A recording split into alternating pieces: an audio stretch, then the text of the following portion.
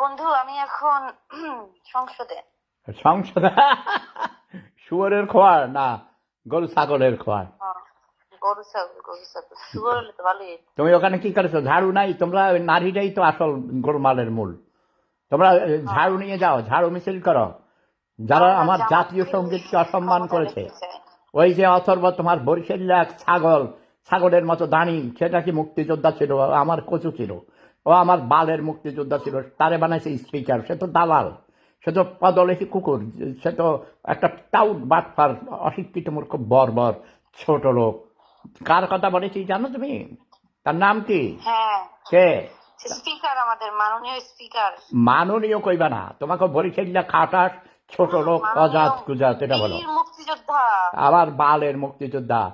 ওই মুক্তিযোদ্ধার আমি জুতা মারি, জুতা মারি। তোমার থেকে বড় মুক্তিযোদ্ধা হইলে মুক্তিযোদ্ধার সামনে জাতীয় তোমার সঙ্গীতকে বড় অসম্মান মুক্তিযোদ্ধা করে। সাকিব। হে আমার প্রিয় দেশবাসী,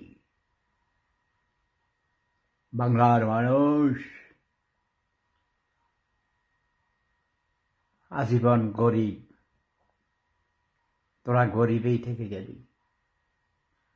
আজীবন গোলাম, গোলামের জাতেরা, গোলামের বংশধররা, ফকিরের বংশধররা, পরনির্ভরশীল জাতি, তোরা পরনির্ভরশীল থেকে গেলি। রোজ কিয়ামত পর্যন্ত তোরা পরনির্ভরশীল হয়ে থাকবি। কারণ তোদেরকে অশিক্ষা, কুশিক্ষা, অধর্ম, কুধর্ম, অসৎ রাজনীতিবিদ, মিথ্যক, ধোঁকাবাজ, প্রতারক, শিক্ষকরা হলো মূর্খ, অশিক্ষিত, বর্বর, গোলাম।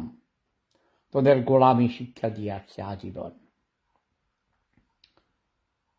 তোদের পূর্বপুরুষরাও যুগ যুগ ধরে, হাজার হাজার বছর ধরে মূর্খ ছিল, মূর্খ, অশিক্ষিত, বর্বর, ছোট লোক, গরিব, ফকির,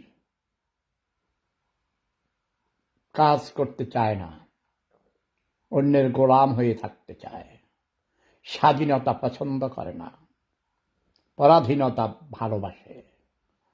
যারা পরাধীনতা ভালোবাসে, যেমন আমাদের দেশের নারীরা বান্দি দাসী হয়ে থাকতে চায়, নিজের পায়ে দাঁড়াইতে চায় না, স্বনির্ভর হতে চায় না।